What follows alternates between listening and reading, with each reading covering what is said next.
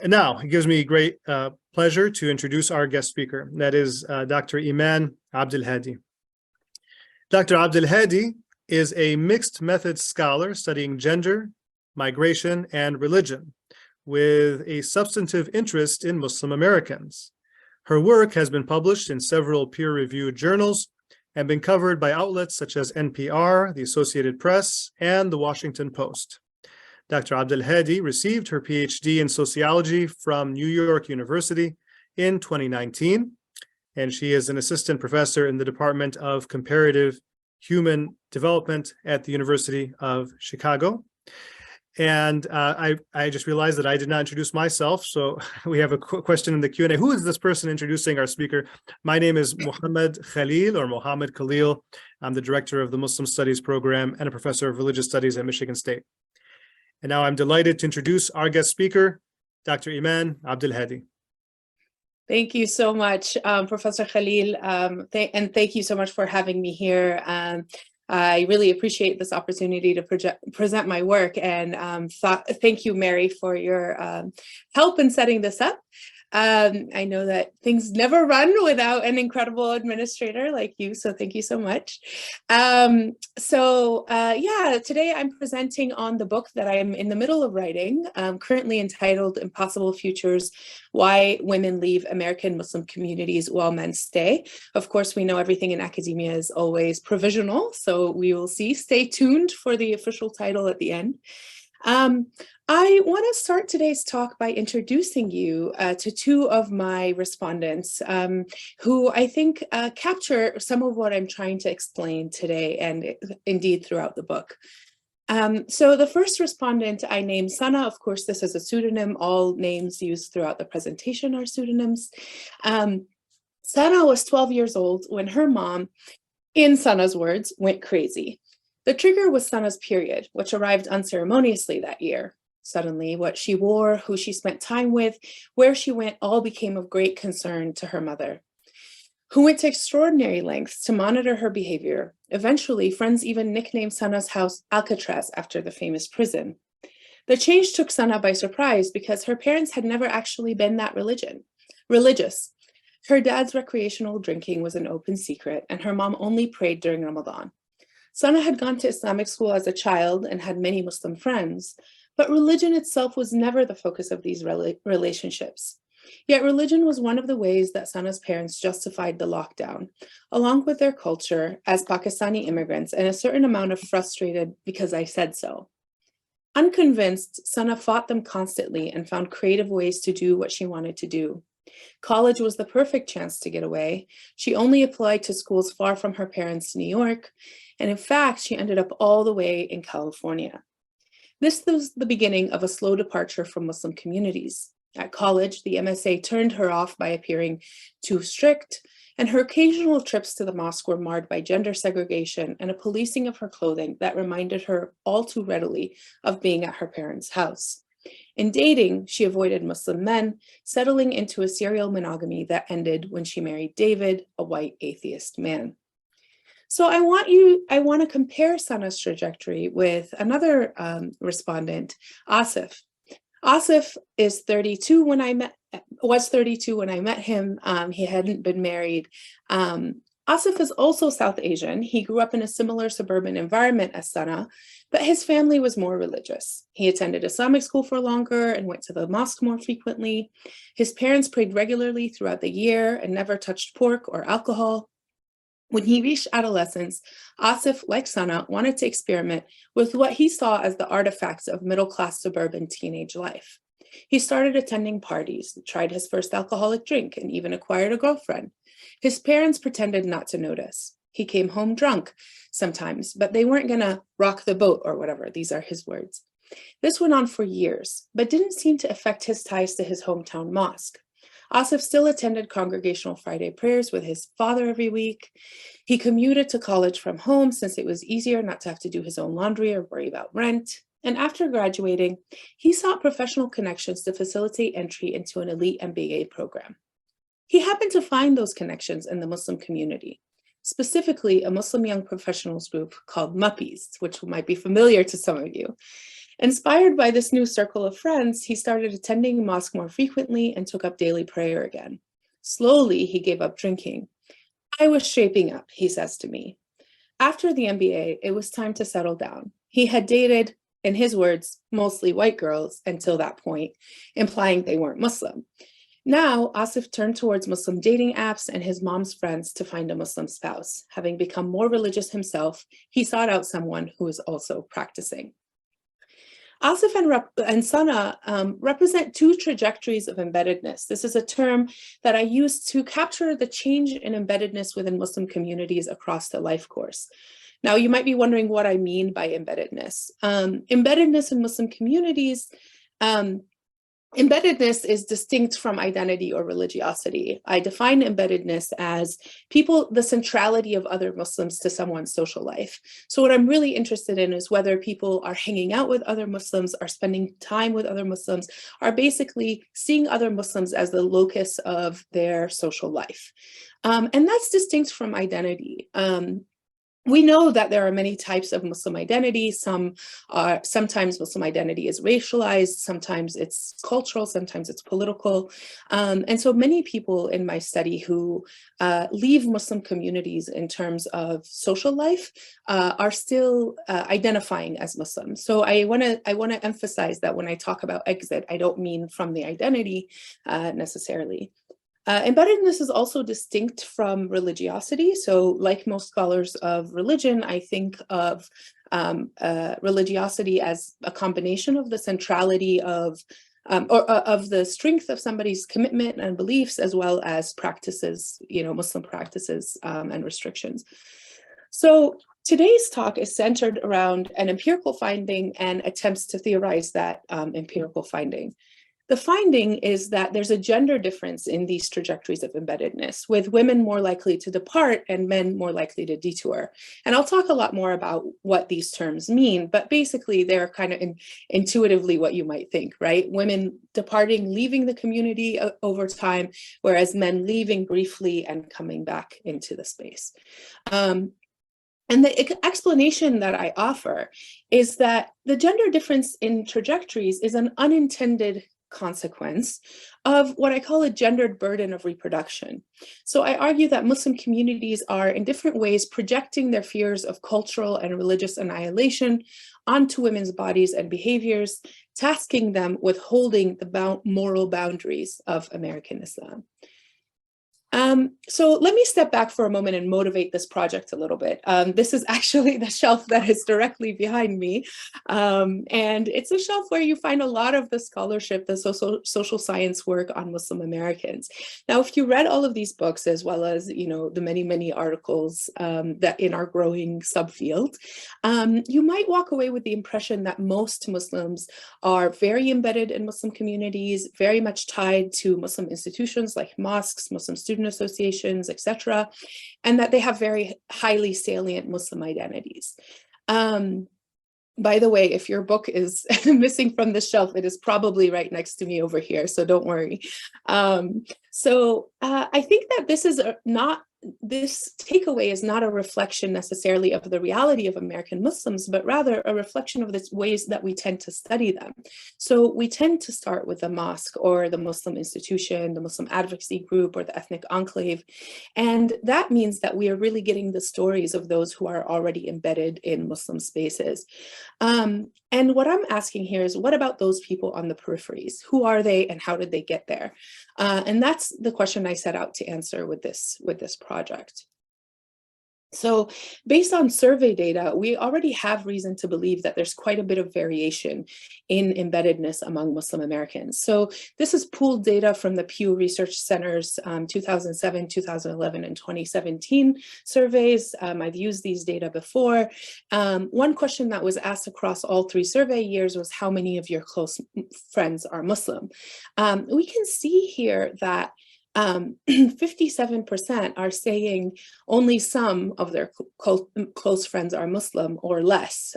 So that's combining these three categories.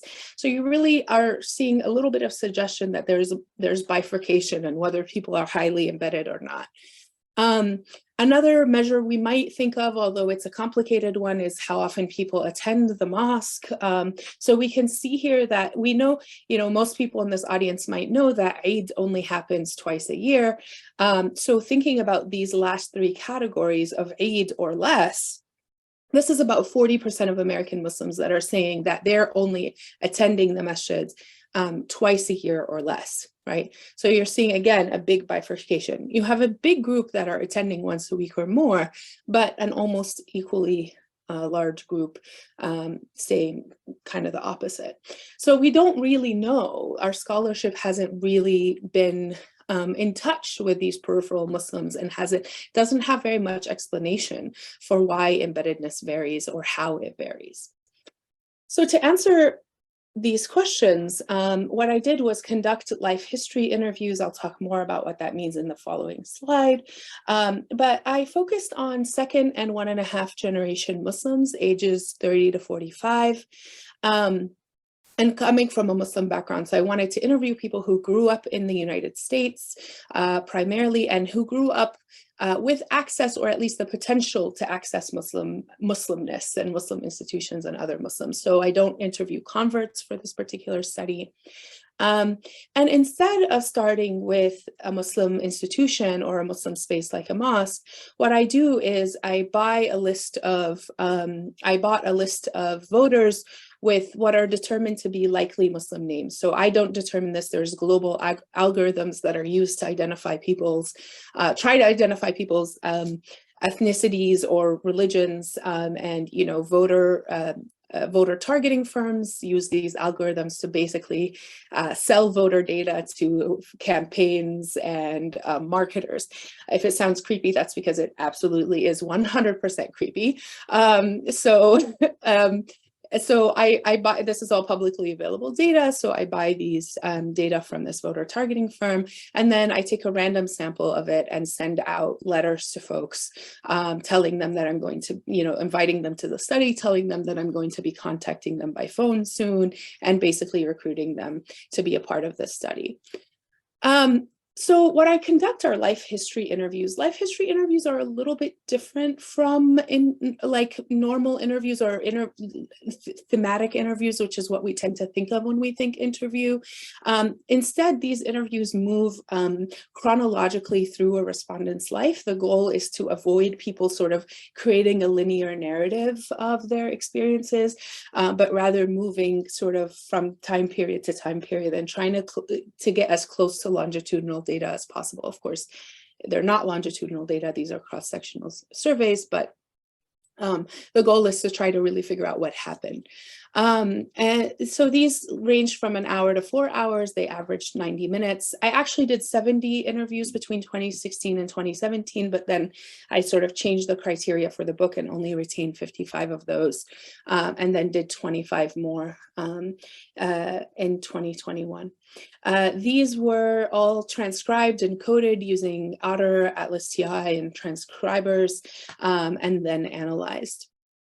So returning to the concept that I introduced earlier in the talk, the main outcome here, the thing that I've been looking at, is what I'm calling trajectories of embeddedness. These are pathways of relating to Muslim community across the life course. So what I'm interested in is at every phase of the life course, how central were Muslims to the respondents' social life?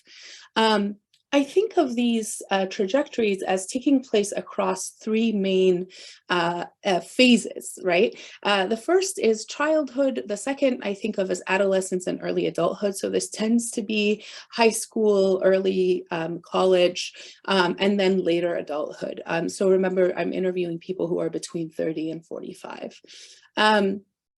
So what I find are 4 trajectories of embeddedness. The first is people who are consistently peripheral. These folks were never embedded in Muslim communities. They weren't embedded in childhood, and they continue to not be embedded throughout their lives. Oops, sorry. Then there's the folks who are embedded in childhood. Those people divide out into three trajectories. One is a trajectory of departure, where they start to exit in adolescence and early adulthood. One is a trajectory of detour where they exit in adolescence and early adulthood and then return back, like the respondent we met earlier, Asif. And then the last are people who are embedded throughout their lives. And really my argument, or at least part of my case for the study, is that the majority of the work that we have on Muslim Americans, we have really rich, important work on the consistently embedded. These are primarily the people who we have been studying in the subdiscipline of American Islam within the social sciences. So I focus primarily on this group in the book. I focus on the gender difference between these groups. So each of the columns here corresponds with one of the rows in the previous figure. So we have the consistently peripheral people here. You can see that there's not really much of a gender difference in who's consistently peripheral. And then on the other end, you have the consistently embedded. And again, you don't see a big gender difference. But for departures and detours is when you see a really big difference, where you have 50% of women departing compared to 28% of men.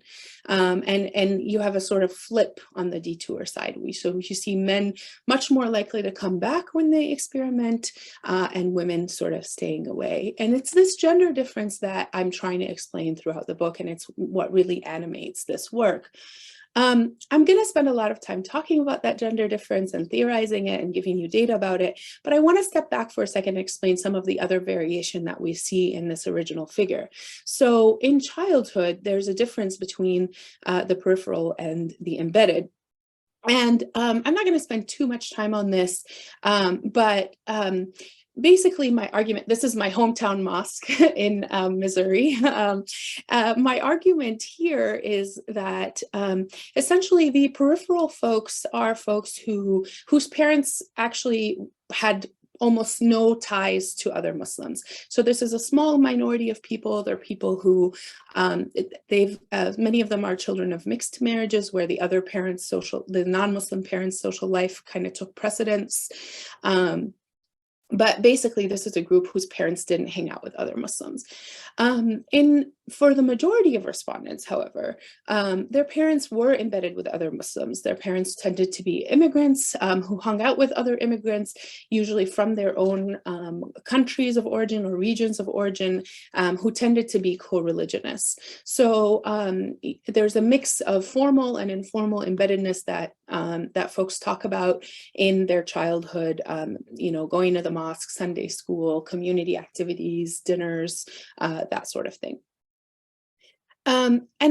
Moving to adolescence and cultural and early adulthood, we begin to see what other scholars, John O'Brien calls it cultural contestation, the beginning of a tension between the sort of life outside the Muslim community and life within it, or the sort of expectations of these two spaces. And you start to see compartmentalization. So this is sort of an early adolescence. This is when folks would talk about having American friends versus Muslim friends, or school friends versus Muslim friends. And then you have, for some folks, a slow transition into experimentation. So I want to talk a little bit about the difference. Like I said, I'm not going to talk too much about the consistently embedded folks because I think we already have a lot of rich data on those groups. But I want to talk a little bit about what I think is going on here, why some people end up embedded, and that clearly kind of stays with them. What I find is that embedded people have what Rebecca Karam, Professor Karam, is at MSU, and I think she's with us today, calls concerted cultivation. So you have parents who are invested in cultivating a Muslim identity among their children, parents who are taking their kids to activities, not just kind of hanging out with their friends, but really going to kind of formal Muslim institutions. And these folks tended to have access to what I think of as thick Muslim communities. So what I think of as communities that have dense, multiple institutions, multiple entry points, basically a lot of activities, a lot of ways for children to connect. And these tended to be the children of like more religious parents. what you see as folks in this group end up in adolescence is that the school friends start to recede into the background as they get older, and the Muslim social life becomes more and more salient. Contrasting this with the experimental folks, that's the middle category in that middle panel, you have limited opportunities for community engagement. And sometimes that's because they were part of they were in communities where not much was going on, there weren't many activities. And sometimes that was because their families just didn't really enroll them or didn't really engage in those activities. These folks tended to have parents who were somewhat religious, so had usually strong Muslim identities, but maybe were not as practicing and not as engaged with formal Muslim institutions. And what I find with these folks is that as they get older, their Muslim friends recede into the background, and their school friends or American friends become more and more salient in their lives. So that's just a kind of quick explanation of this group. I'm going to focus now on I'm going to turn now and spend the rest of the talk thinking more about this departure and these departure and detours trajectories, and particularly why it is that women are more likely to depart, whereas men are more likely to detour. So even though both women and men experiment, I think that the impetus for women's experimentation, or the reaction to women's experimentation, is quite different. So I argue that overall, there's a dynamic where Muslim women find themselves getting monitored and surveilled pretty heavily, and that leads to conflict, and over time that conflict leads to distance. And what I'm going to show, or what I argue in the book, is that this starts in the family, usually in the home, among parents, but then it goes on, but it's a dynamic that is reproduced in Muslim spaces, and then ultimately in the marriage market. So this is kind of a provisional table of contents that I've been working with as I've been writing. So you can see that, so today I'm going to talk more about these kind of three spaces.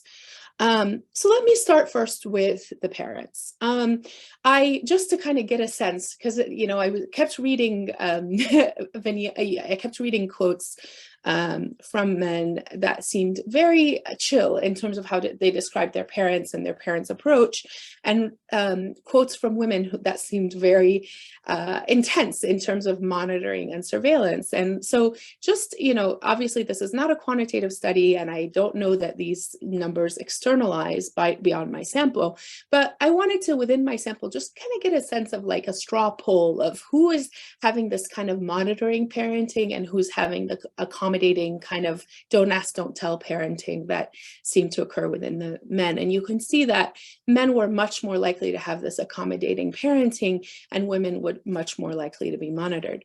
So for example, one of my respondents, who I call Bushra, who's 42, of Arab descent, says, in high school, I snuck off to prom. One of my friends ratted me out because my parents were going crazy and calling everybody. They totally came to the Grand March and were trying to get into the prom. I'm so glad they did not let them in, because my dad literally would have beat my ass. I got grounded after that.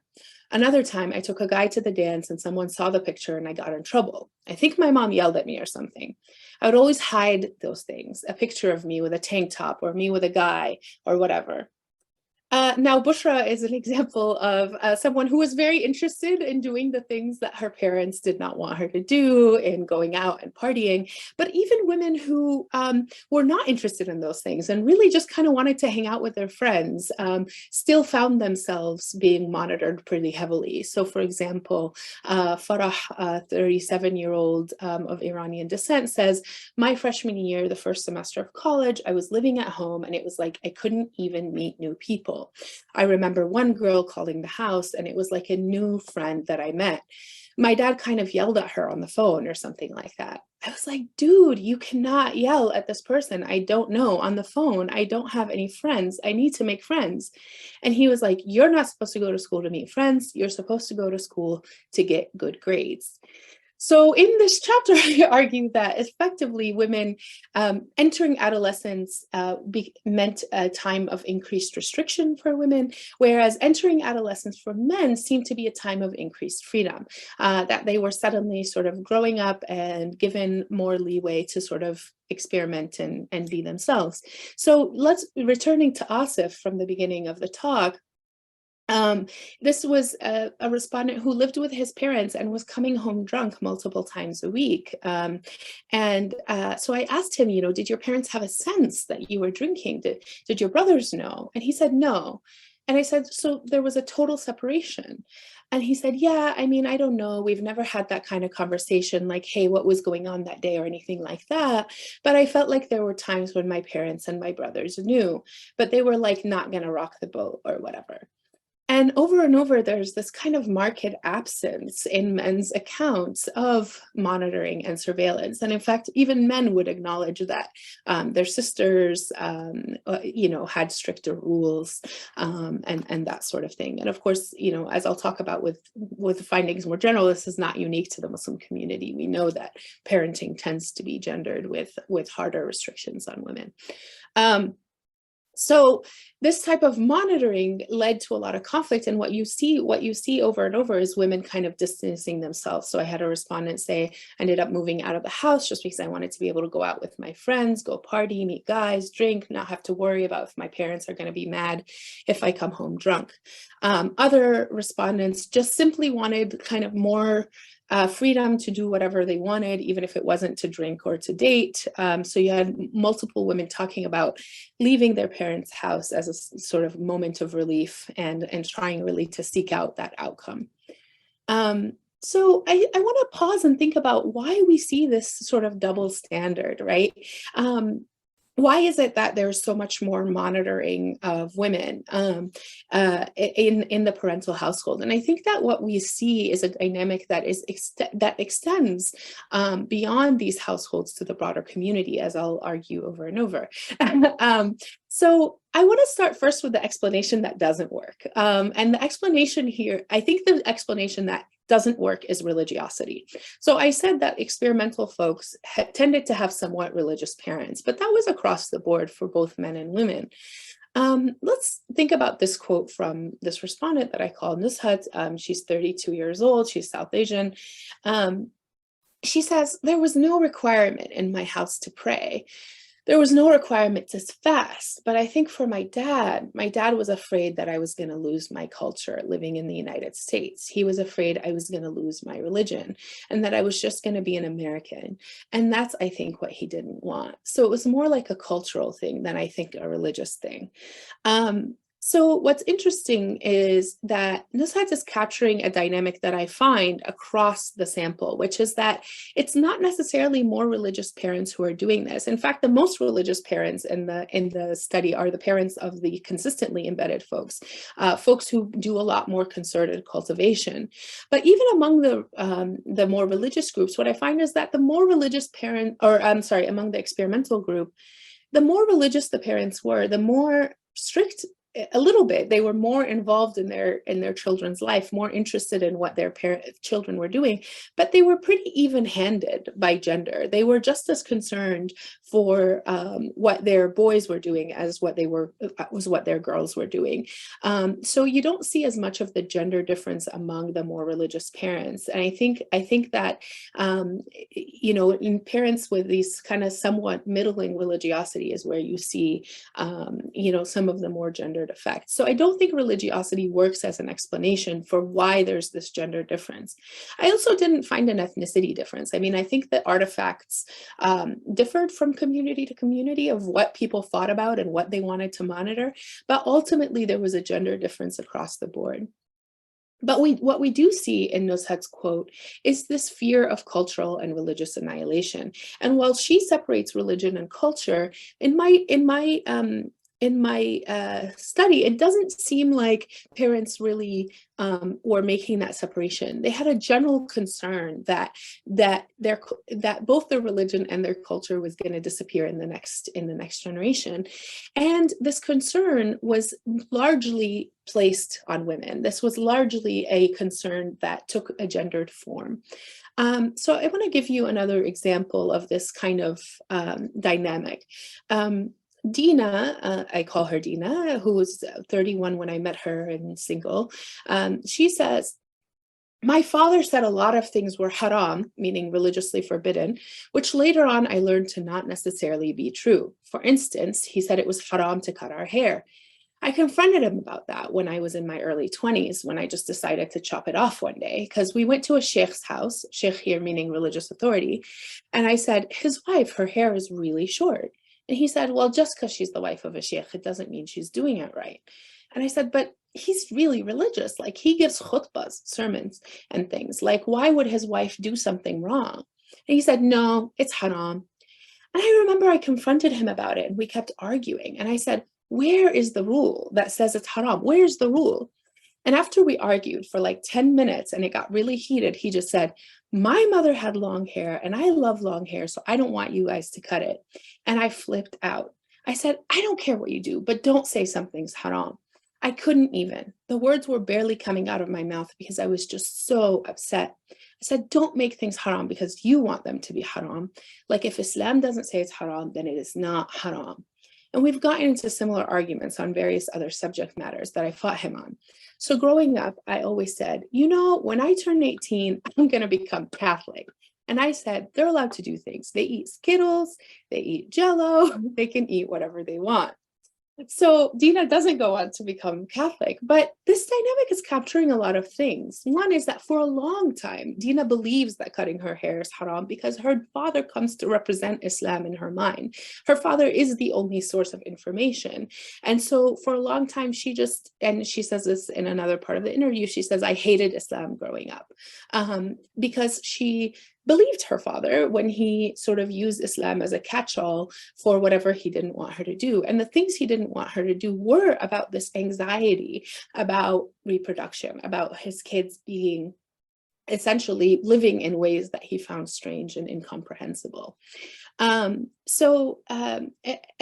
with these experimental, whereas the consistently embedded folks, if they disagreed with their parents, they often had a lot of information because they were embedded in Muslim communities. And so they had a lot of information about, they had a lot of other sources on what Islam might say. This was not always the case with this group.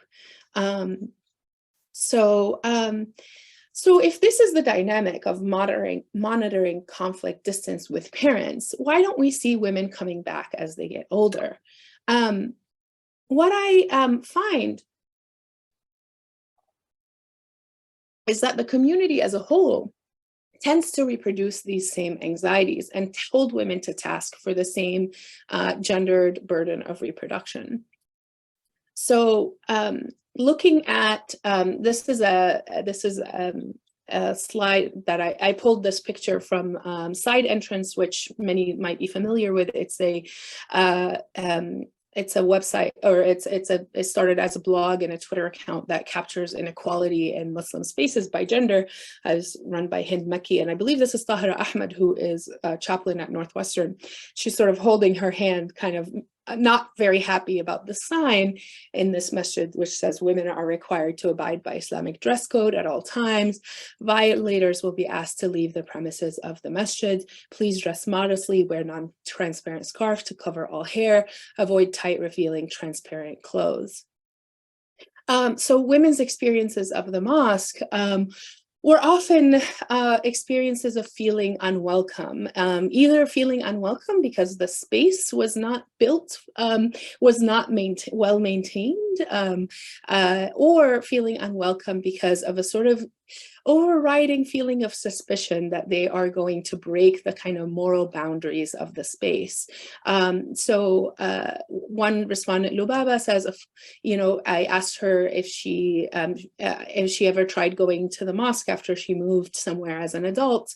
And she said the women were stuck in some basement. She went one time and she said, the women were stuck in some basement. You can't even hear the khutbah. All the kids were running around. What's the point? It's not like I can even concentrate on prayer. You can't get anything out of it. I don't go. Another respondent, I asked her about a mosque that was a couple of blocks from her house in Brooklyn. And I asked her, well, do you go to that mosque, And she said, no, actually even know if there's accommodation for women. And I said, oh, okay.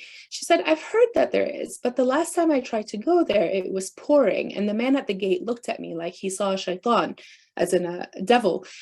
So I just decided to keep going and not go to the mosque that day.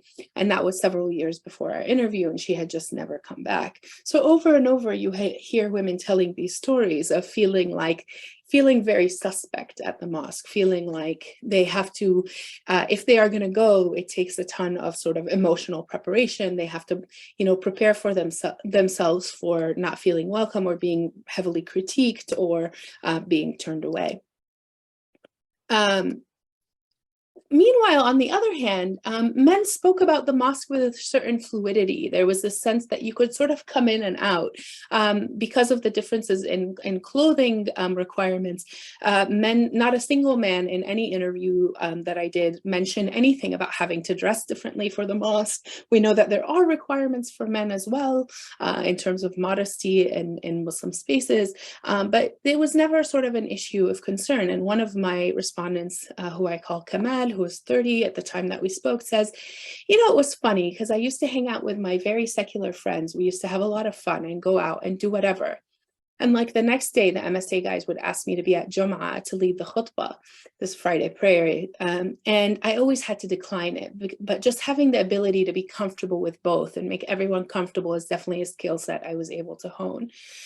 So men often spoke about their ability to compartmentalize their Muslim and non-Muslim lives as a personal skill, what Alison Daminger would call personal essentialism. They saw it as this personality trait rather than a sort of gender privilege. So that's mosques and Muslim institutions. What I find is that the marriage market kind of seals the deal. It allows for men's returns and solidifies women's exits. I know that Minder has done a very impressive rebranding. I hope you've seen the ads because they're actually very hilarious. So now it's Salam's app or whatever. But they will always be Minder in my slides. And yeah, that's just never going to change. But yeah, so the marriage market was a site of inequality as well. What I find briefly, and I won't spend too much time on this, it's a whole chapter in the book, is that men, sorry, I used blue for men and red for women. I apologize for sticking to the stereotypes here. Men on the left here start out sort of casually dating non-Muslim women or women that they see as less practicing than what they want their eventual partners to be. And then when they are ready to settle down and adult, they start pursuing serious relationships with Muslim women. On the other hand, women often held off on dating for fear that it would sort of ruin their chances of finding a Muslim partner down the line. And then when they were ready to pursue relationships, they tried to date, or they tried to pursue Muslim men, and this was often difficult because of sort of discrepancies in what each partner was looking for. And there's this moment of sort of giving up on Muslim men. Again, this is the experimental group, right? So I'm not talking necessarily about the consistently embedded folks. And then eventually sort of giving in and pursuing relationships with non-Muslim men who either convert or stay non-Muslim down the line. So I want to give you a quick example of this. Is a respondent named Abbas, who's of Iranian origin. When I met him, he was married to a woman who shares his background. But when I asked him if he had had any significant relationships before that, he said, yeah, just a few in college, here and there, nothing crazy. I asked if they were mostly Muslim women, and he said, no, my relationship beforehand was with an Iranian girl. She was Muslim, but she wasn't practicing or religious. I asked why they broke up, and he said, well, a lot of different reasons. A lot of it was probably because of me. I'm sort of a late bloomer, and a lot of it was really just for fun. I was never really pursuing anybody seriously. So I asked him, did you have a sense of who would be an ideal partner at this point, or who was someone you would take seriously as a partner? And he said, obviously, you want someone who comes from a family that's educated. You want someone who has the same culture and values, especially you're Muslim and things like that. So somebody who can get along with my family. And I said, so the person being Muslim and from a similar culture, that's important to you, like being Iranian. And he said, yeah, that makes a lot. He said, yeah.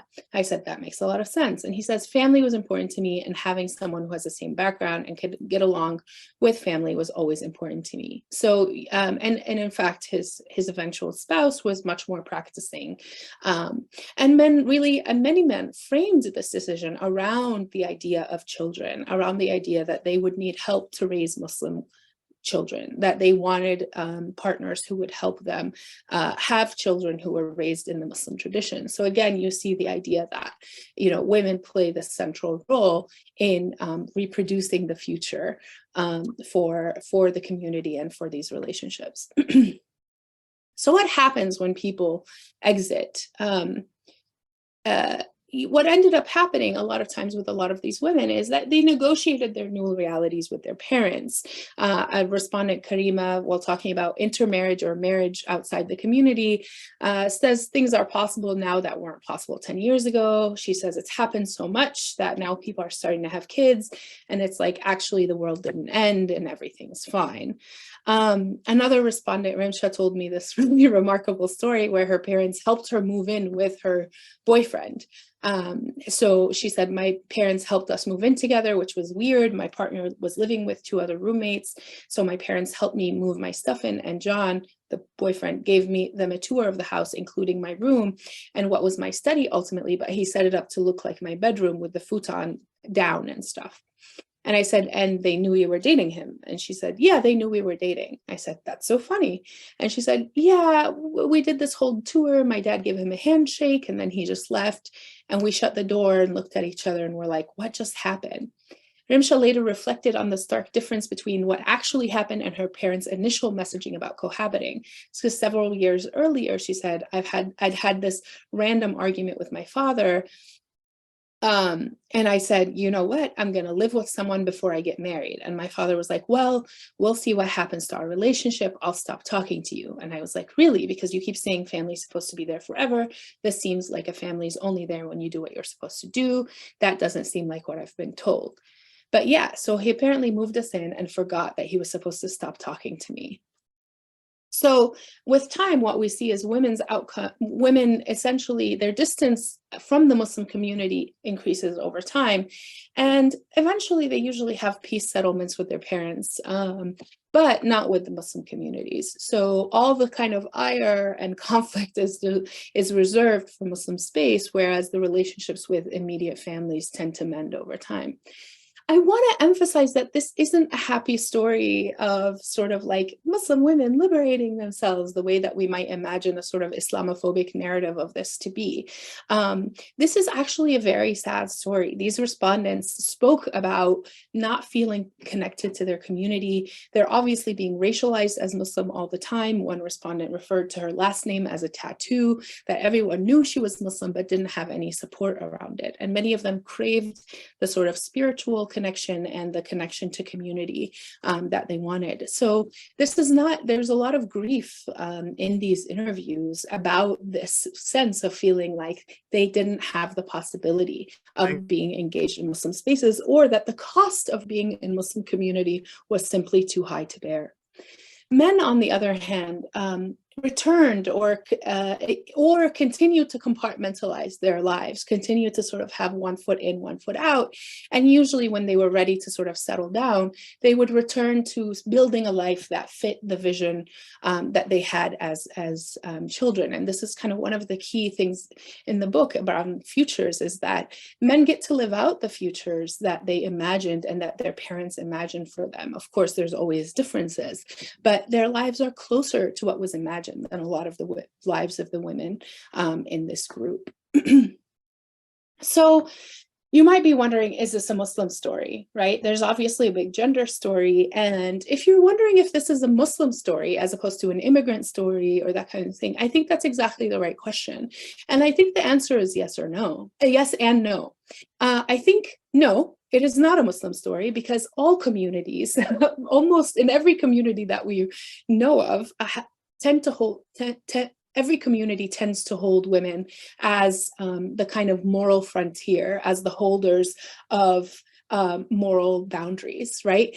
Thinking about, you know, fights over reproductive justice in this country, fights about women's clothing, fights about all kinds of sort of gender fights that have happened over the last 100 years, we can see that what women do with their bodies, what women's behaviors are seen as morally significant for almost every community that we can think of. So this is not a uniquely Muslim story in that sense. And in particular, we've seen this in immigrant communities that are struggling over what it means to raise a second generation. So the idea isn't, I believe that this has actually so little to do with Islam, right? Again, we see that religious parents are actually some of the slightly more even-handed in their treatment of girls and boys. So this is not a direct relationship with just being Muslim. This is not a result of being Muslim. But I think that even though this is not a uniquely Muslim story, even though this isn't a uniquely Muslim story, I think some parts of it are particular to the Muslim community. One of those is that I think Muslims are under an enormous amount of pressure. So the fear over cultural reproduction, I think, is particularly high for this group. Muslims, we know from data over and over and over, are one of the most hated groups in the US. They are consistently otherized, consistently made to feel like outsiders, no matter how hard they try. And so I think that sense, and they're seen as outside the Judeo-Christian tradition, and so that sense that the future is uncertain, and that this sort of fear that there's not going to be an American Islam into the second or third generation is quite high for this community, and maybe more so than others. But I also will argue that gender inequality, though it's a global problem, has localized consequences. Even though every community has some form of this gender inequality, at the end of the day, the effects of this on people's individual lives take localized forms, and therefore has to have localized solutions.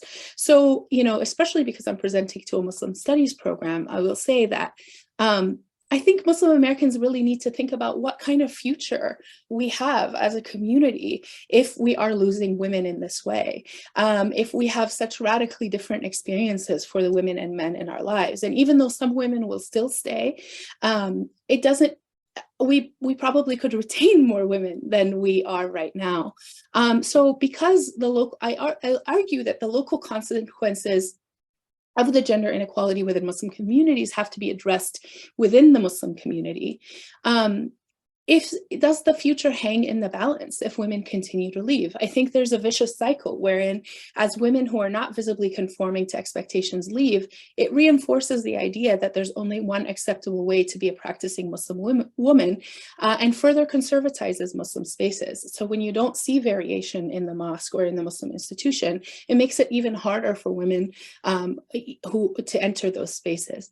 Also, there's a large demographic imbalance at play here. So when we see these emerging narratives of frustration about the Muslim marriage market, I think these dynamics are playing a big role in creating this frustration and this sort of stalemate between men and women on the marriage market.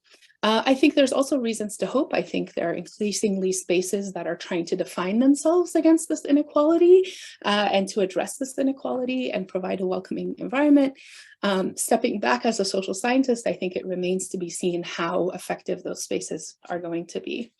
And I look forward to your questions and comments. I will stop there.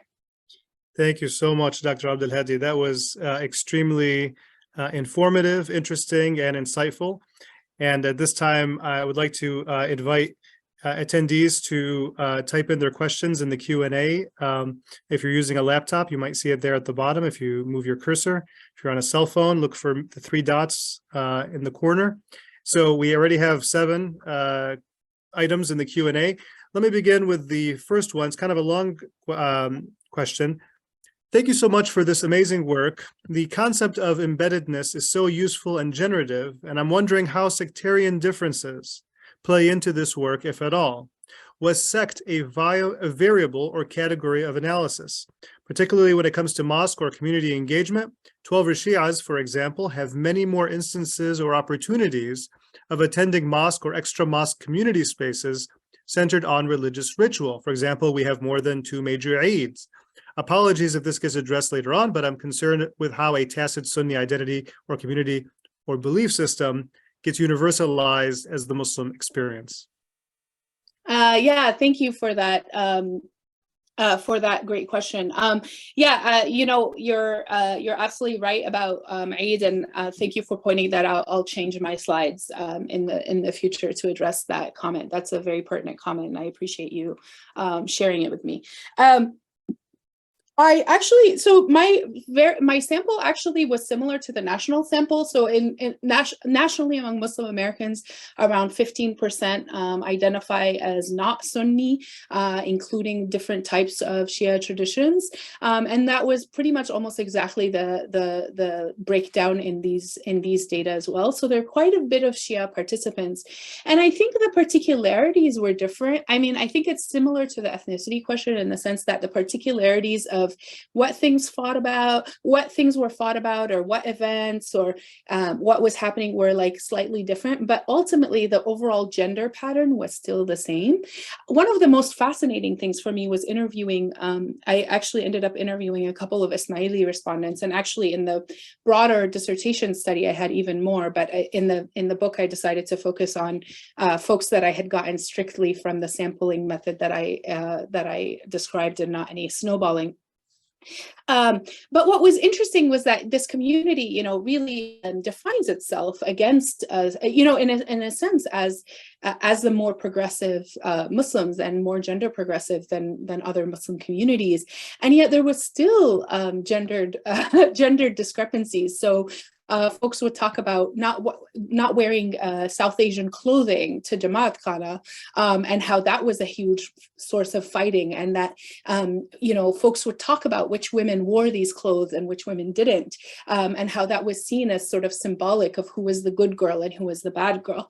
And so it was what was interesting to me was how persistent this gender difference was, and how it could take so many different forms depending on who you were talking to, but that ultimately women were still playing this role in every community that I talked to, of being of having the sort of moral boundaries. So it might be that overall the level of attendance was higher, but I think the gender discrepancy was still the same in terms of policing. Thank you for that question. Thank you. There was a question here. Why is marital status included? I think this is in reference to you mentioned Dina, 31-year-old single. Yeah. Yeah, you know, that's a good question. I had I've seen so many different conventions about what to include when you introduce a respondent, and I try to give as much information as possible without getting too overwhelming. But I don't think for a particular reason for this one. And by the way, the same person writes, it's amazing you frame the study as a story, i.e. a newspaper framing or novel narrative, but substantiated. We have here a comment, as a Muslim woman, this is incredibly validating and enraging at the same time. We next have another comment. Thank you for this important and compelling presentation. Actually, it's a question. I was curious to know how navigating questions of gender and sexuality outside of heteronormativity factored into any of the detour and departure stories. Yeah, that's a really great question. So so I think, I wish I had a bigger study to study more like kind of Muslims who were queer or non-gender or not straight, effectively any version of not straight. In these studies, 92%, in this study, 92% of my respondents identified as straight, and you know that mirrors kind of not like what you would expect from a kind of random sample that doesn't specifically target the queer community. the folks who were queer often had departures regardless of gender. So you had, but even, but what's interesting is like, there's so few of them that I really hesitate to like really generalize, because it's really just a handful, a few people. But what was interesting was like, one of my respondents was a gay cis man from a very religious community and from a very religious background, who's, still believed and retained a Muslim identity. And he lived with his parents and had at some point come out to his parents, and so they knew, and there was still this kind of like tacit consensus of silence, of sort of like, you do you, we're not going to talk about it. And I would love to test the hypothesis to see if this is the same for women. My sense is that not. The queer women in the study were not did not live with their parents and seemed to have more conflicted relationships. But I think my hunch is that this sense that men get a lot of freedom and leeway. I think I've been reading more literature about this sense of like kind of gender essentialism, that like parents, I'm playing with this in the chapter on parenting, that parents really don't think they can even control boys if they tried, which is another interesting thing, right? It's in some ways about our beliefs about gender as well, right? So yeah, the really interesting question, don't have the data, but I hope other people do that study, or maybe I will down the line. Someone here would like to know more about what deters women from rejoining the community. Were there any instances where Muslim women tried to change community dynamics? Yeah, there's a little bit of that. I mean, I think, most people are not activists, right? So most people are going to just react to what they're given. I think a lot of times we have kind of more activists in our scholarship than there are in real life. Yeah, there were often instances. So there's this interesting thing where women often reattempted to enter the community, especially when they went to a new city. So they, you'd show up to a new city and you'd kind of do some research to see like, where's the mosque, where's the Muslim institution? And that's when the kind of discrepancy in Muslim spaces would really play out. So that kind of sense of like, I went once and then somebody yelled at me because my jeans were too tight. And then I was like, okay, and then I left, so there was a lot of that. So I think, again, going back to this idea of of people feeling like you really can't, of people really wanting to be a part of it, right? Like not wanting to leave, not feeling like these aren't purposeful exits, right? This is initially a wandering away and then feeling blocked off. Mm-hmm. We have here a comment and then two very interesting questions. Thank you so much for your talk. Although you name religiosity here as an explanation that doesn't work for why parenting is gendered, two questions about it. One, how exactly do you define religiosity? And is that always separable from culture? Two, although people may not practice Islam in typically religious ways, prayer, mosque attendance, fasting, etc., or make other overt declarations of faith, could we say that religiosity is a substratum of or an influence on Muslim parental behavior when, say, Muslim parents of daughters invoke certain hadith or Quranic verses on women's behavior? Kind of a long question, but hopefully you got the gist of it. 1 second, I'm like just looking at it because I'm a very bad verbal learner. So I just have to read it by myself. Yeah, I'm just like, what? Here's the next word.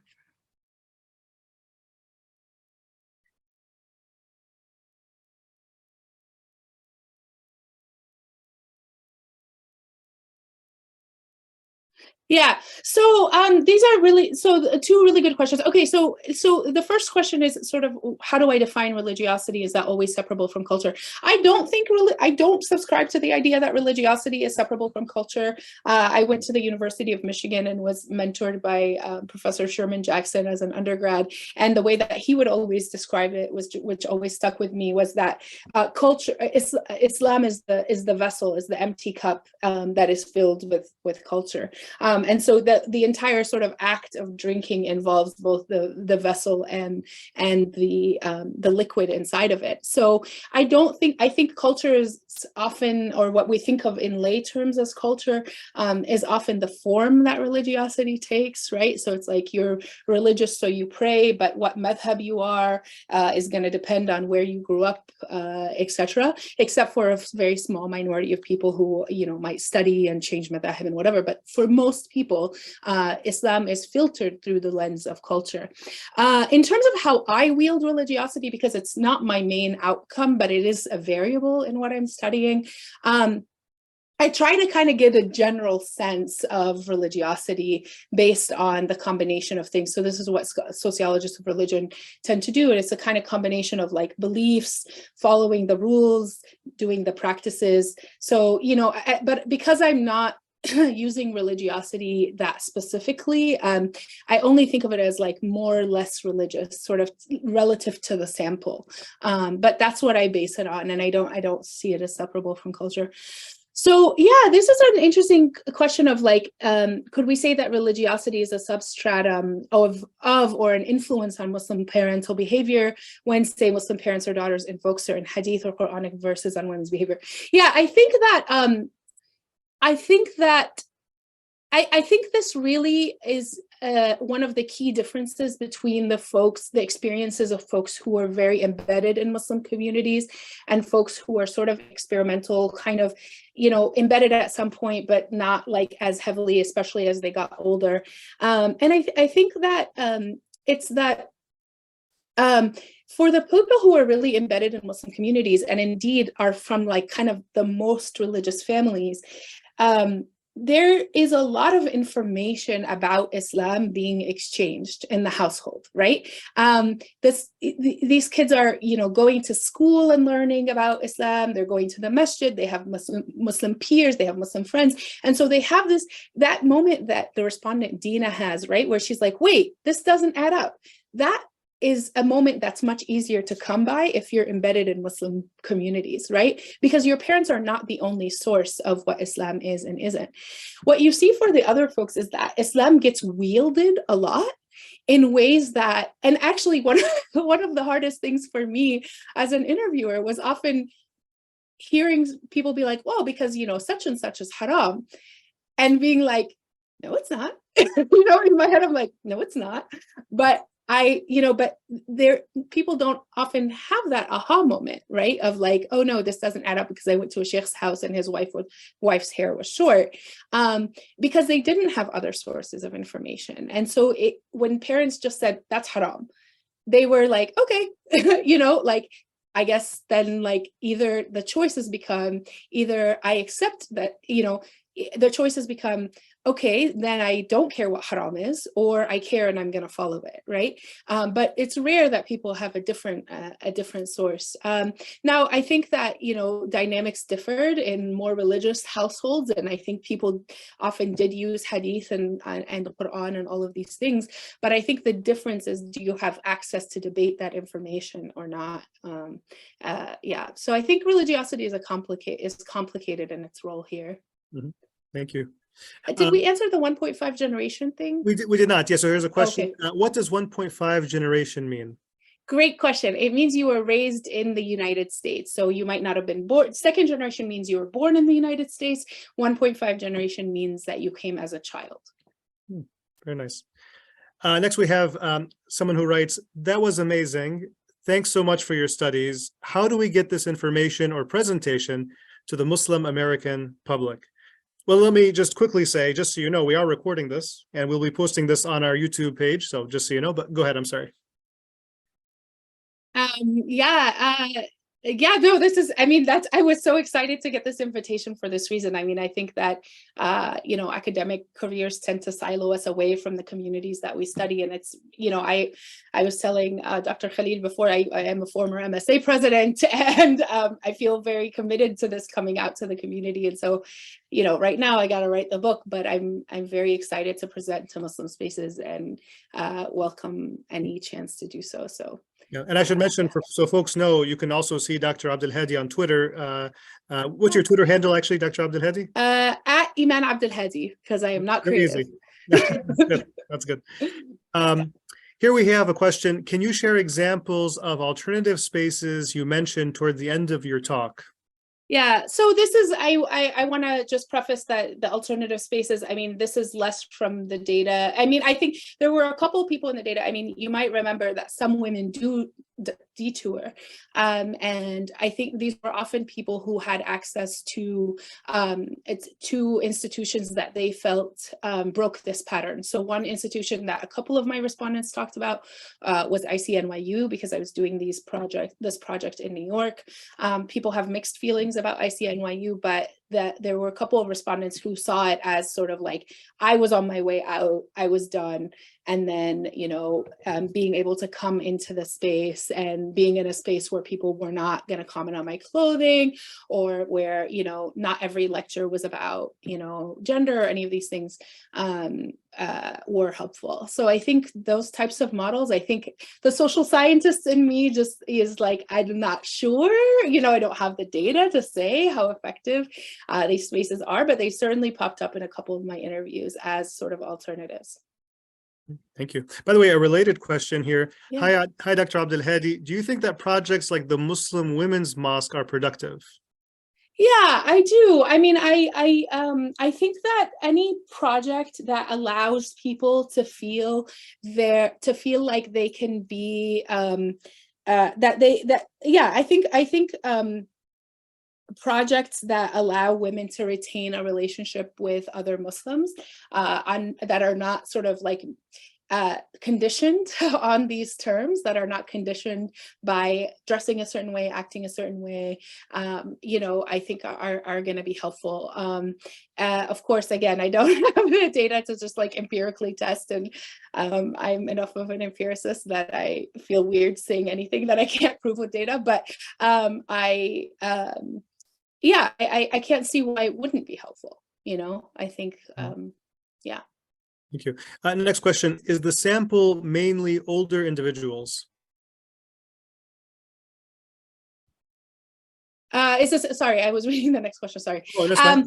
Is the sample mainly older individuals? Yeah, so I actually follow the same cohort in 2021. So everyone was people from 30 that were between 30 and 45 when I did the first wave, so 2016 to 2017. And then I continued to sample from that cohort 5 years later. So it was people who at that point were between 35 and 50. And the reason for that is that I wanted people to be kind of settled into the life course a little bit. I wanted people to essentially, I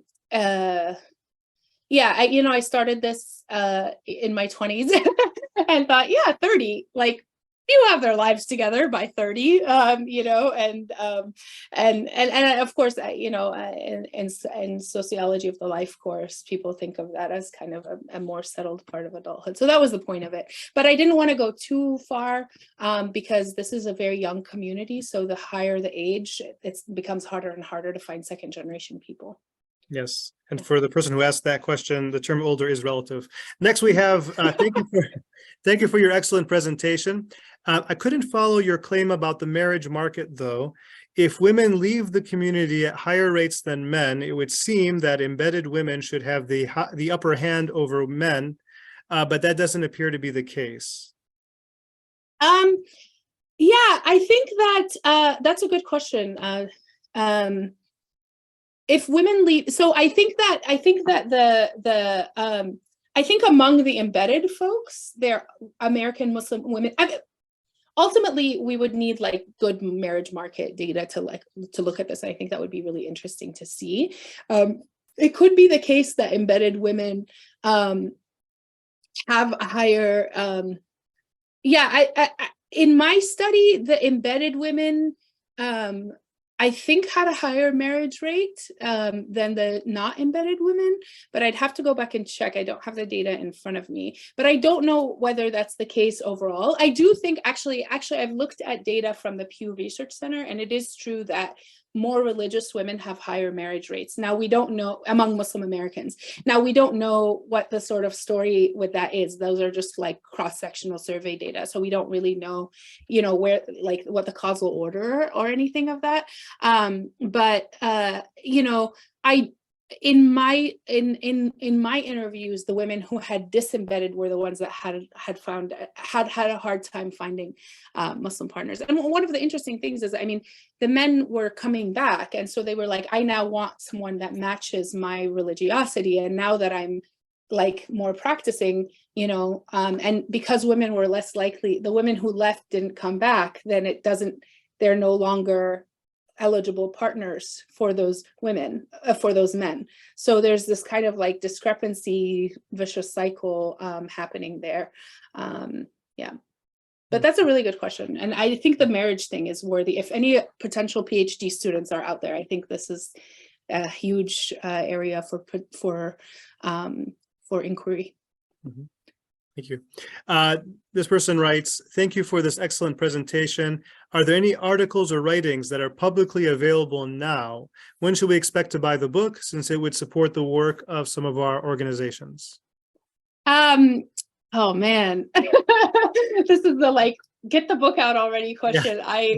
No pressure. No pressure. Sorry. Academic books take a long time to write. I think the book should be out in a year-ish, inshallah. Or at least that's what my editor has been told, and we are working on it. It's gonna be great. So I think right now there are a couple of talks online. So, obviously this talk will be up, and feel free to share it.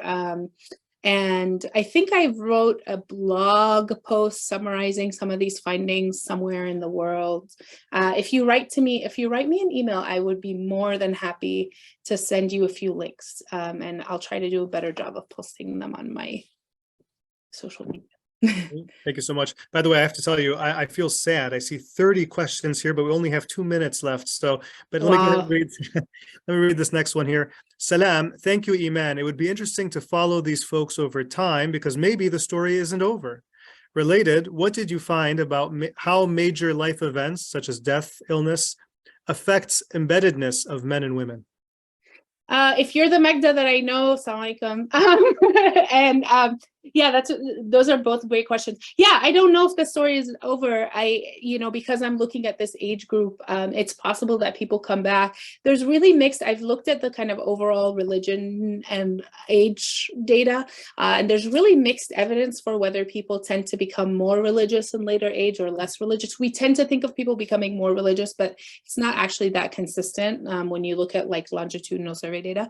I think, one thing I would love to do is to just do, it's in my plans, inshallah, to do a follow-up with folks within the next few years to try to see, what happens. That's a good question. And life events.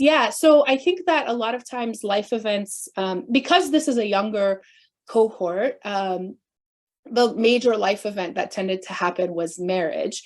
And so marriage tended to be this coming out moment for the people who had exited. So sometimes people, hadn't been talking to their, their parents weren't aware that they were dating someone outside the community, or weren't aware, and so often there's kind of tension of the chicken, this moment of all right, we got to face facts, was often around marriage. And so, but I think overall, these moments didn't impact overall embeddedness. It takes a lot of time to cultivate a particular type of social life. And so, there would be moments where people would kind of come in and out of spaces, but in the long term, I didn't see a lot of difference happening across these events. Mm-hmm. Since we only have a minute left, I'll just say right now, first of all, a lot of, many people complimenting you, thanking you for this. Thank you. You actually mentioned the name Professor Rebecca Karam. So let me go ahead and read this. And also Professor Nizita Lajavardi had a question down. Thank you for inviting me. Yes, absolutely. Well, I'll just quickly read Professor Karam's. Thank you for this wonderful talk. Your research fills an important gap in the literature, and I'm so looking forward to your forthcoming book. I have a question. Can you reflect more on the spectrum of experience with embeddedness or disembeddedness?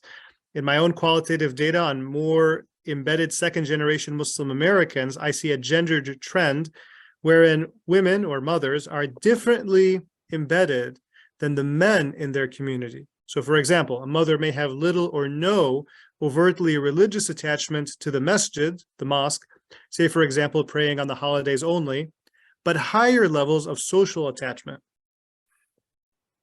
Yeah, that is such a good point. Yeah, I think that's I'm not surprised by that. I think that actually relating to the other question, one of the things that I think, one of the life events that I think is interesting here is having children. So I think there's a lot of kind of, I think that there's this sense of, oh, I'm having kids, what am I going to do with them, right? Like, what identity do I want to give them? And how do I cultivate that identity, as Rebecca's work shows? And I think what ends up happening in these spaces, so I think so I think often women do that work, and it's kind of funny because when the men say, like, I want to marry a Muslim girl because I want, to raise my children Muslim, I'm also like, you're kind of right, right? Because that is actually your best chance of raising Muslim kids, because and this is not unique to the Muslim community, we tend to, like, children's social lives tend to be managed by their mothers. And so I'm not surprised that there are these women who are attaching just for the sake of the, attaching to socially, but not religiously. For me, the interest is in embeddedness. So I would count those people as embedded, even if they're not necessarily religious. But yeah, I think there's a lot of room to grow in terms of what types of embeddedness there are. And I agree with you that ultimately, type of embeddedness is also gendered. But, Dr. Karam, please, I really have to get this book out. And I cannot add any more chapters. No, I'm just kidding. Maybe I will. I'll work on it. Well, we are actually at the end, but Professor Lajavardi is the one who proposed this thing, so I better read Professor Lajavardi's question. First of all, it says, thank you so much for this amazing talk, Eman. I can't wait to read your book. I'm curious about the state of the Muslim marriage market. I think ISPU released some findings a while back that in the marriage market, single Muslim people tended to be either be less educated men or more educated women. Thinking about your theory of embeddedness, would you think members of these two groups comprise the majority of those who have departed? So the two groups are, sorry, I'm trying to scroll down to the question because of my, there it is. Okay. Yep. Here's this data, I think is used. Less educated men or more educated women? Yeah. Yeah, I think that's a really interesting, and perhaps I would need to kind of look at it by those terms. I do think that the more educated men have tended to be more attached to the Muslim community in this study. And yeah, it seems like education has the opposite effect for women, which I'm trying to think about the overall demography data. Might actually have there might actually be a similar pattern in the general population, which, has to do with all these kind of assortative mating questions. Yeah, that's really interesting. I haven't kind of sliced it that way, but I will take a look.